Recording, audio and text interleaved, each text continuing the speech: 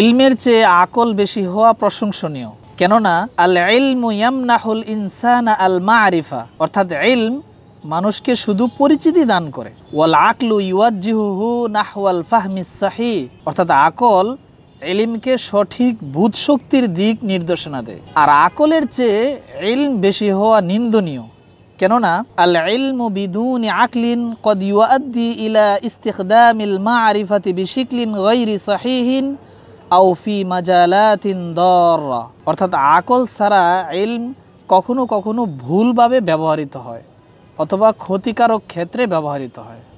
একেই হজরত মুফতি আব্দুল মালিক সাহেব দামাত বরকাতুহুম বলেছেন, কারো আকল যদি তার ইলমের তুলনায় বেশি হয় তবে এটি তার জন্য একটি প্রশংসনীয় গুণ, আর কারো ইলম তার আকলের তুলনায় বেশি হয়ে গেলে সেটা তার নিন্দার কারণ হয়ে যায়।